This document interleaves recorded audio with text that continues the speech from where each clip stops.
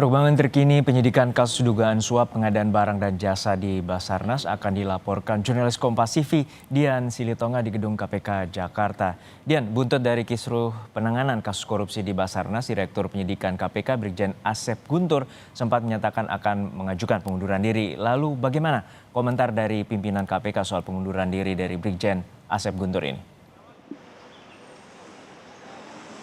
Pimpinan KPK cenderung keberatan atas wacana pengunduran diri yang sempat disampaikan oleh Direktur Penyidikan KPK Brigjen Asep Guntur. Melalui apel pagi tadi di hadapan pegawai KPK, ini Ketua KPK Firly Bahuri menyampaikan harapannya agar Brigjen Asep Guntur ini tetap bertugas memimpin tim penindakan di KPK.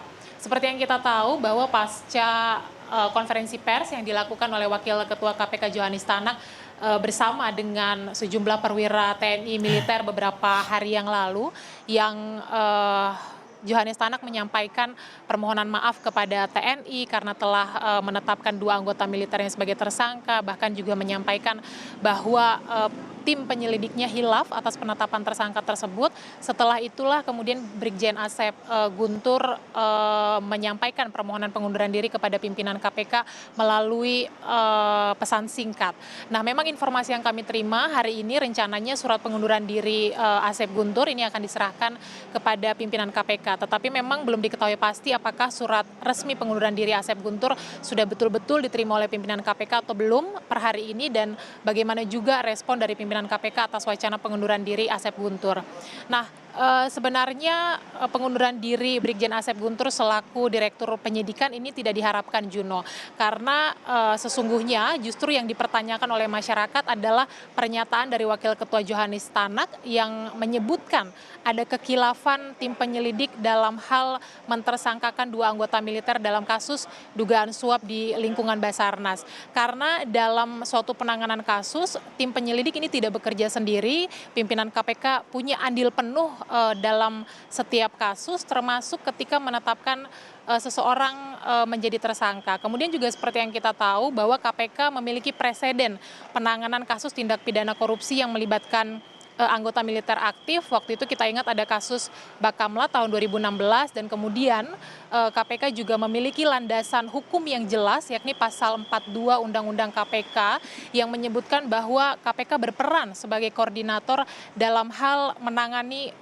kasus tindak pidana korupsi yang melibatkan baik militer maupun juga sipil. Nah, ini tentu yang justru harus diutamakan oleh internal KPK supaya bisa menyamakan persepsi dan kemudian juga setiap penanganan kasusnya bisa dipertanggungjawabkan kepada publik. Juno. Ya Dian, untuk saat ini bagaimana dengan pemeriksaan lanjutan dari penyidikan kasus suap di Basarnas, mengingat ada pihak swasta juga yang menjadi tersangka? Ya, penyelidikan tetap berlangsung, Juno, meskipun 2 tersangka dari latar belakang militer ini sudah dikembalikan ke Mabes TNI.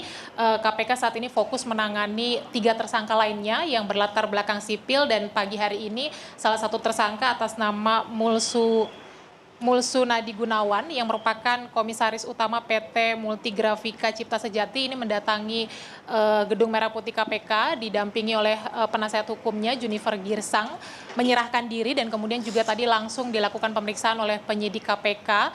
Dan seperti yang kita tahu, waktu OTT dilakukan pada Selasa malam yang lalu, tersangka Mulsu Nadi Gunawan ini tidak ikut atau tidak tertangkap tangan, sehingga tidak langsung ikut ditahan bersama dengan 2 tersangka lainnya. Dan hari ini kedatangannya adalah dengan agenda diperiksa sebagai tersangka. Kita nantikan seperti apa hasil pemeriksaannya, dan tentu kita akan memantau bersama-sama bagaimana perkembangan kasus korupsi di lingkungan Basarnas ini. Juno. Baik, terima kasih atas laporan lengkap Anda, Dian Silitonga dari Gedung KPK Jakarta.